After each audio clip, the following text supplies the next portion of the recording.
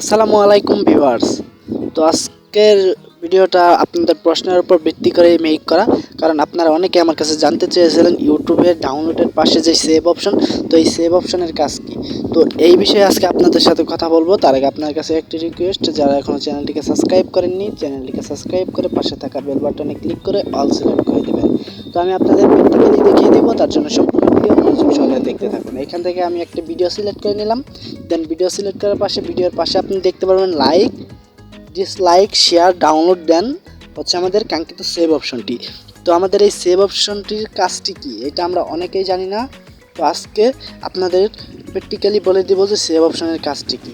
এখান থেকে একটি ভিডিও আমি প্লে করলাম, দেন আপনারা ভিডিওর টাইমটা দেখবেন।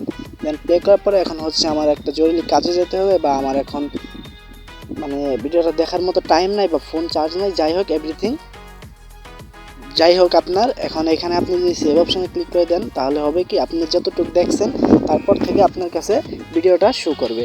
দেন হতে পারে 1 ঘন্টা পর্যন্ত দেখছেন, কারণ ডাউনলোড করে রাখলে আপনার টাইমটা লস। তো সেই ক্ষেত্রে আপনি ডাউনলোড না করে সেভ অপশনে ক্লিক করে ভিডিওটা প্লে করলে তারপর থেকে প্লে হবে। আমি আপনাদের প্র্যাকটিক্যালি দেখিয়ে দিচ্ছি। তো আপনারা দেখতে পাচ্ছেন আমি ভিডিওটা প্লে করার পর আটকায় রাখছি। তো আপনারা টাইমটা লক্ষ্য করবেন। এখান থেকে আমি এখন ওই সেভ অপশনে ক্লিক করে এখান থেকে বের হয়ে যাব। দেন একটু পরে আসে, তারপর আবারও সেমভাবে তারপর থেকে ভিডিও প্লে করব।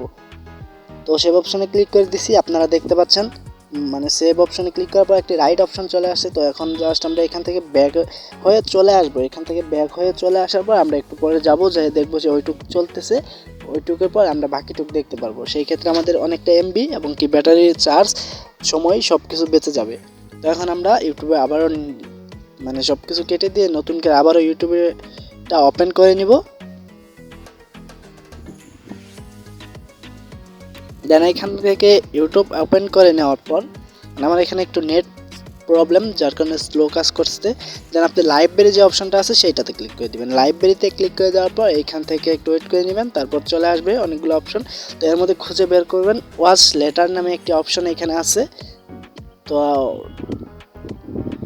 ওয়াচ লেটারে ক্লিক করে দেওয়ার পর এখান থেকে আপনার ওয়াচ লেটারে আপনি যেই কয়টা ভিডিও সেভে রাখছেন সেই কয়টা শো করবে। জাস্ট আমি প্রথমটাতে ক্লিক করে আপনাদের লাইভ প্রুফ দেখিয়ে দিব। এখান থেকে আপনি দেখতে পারবেন যতটুকু দেখছি তারপর থেকে ভিডিও প্লে হচ্ছে। তো আজকের ভিডিওটা মূলত এই বিষয়ে, এই টপিকেই। ভিডিও ভালো লাগলে অবশ্যই ভিডিওতে একটি লাইক দিয়ে দিবেন, আর অবশ্যই আপনার মূল্যবান মতামতটি জানিয়ে দিবেন কমেন্ট বক্সে কমেন্ট করে।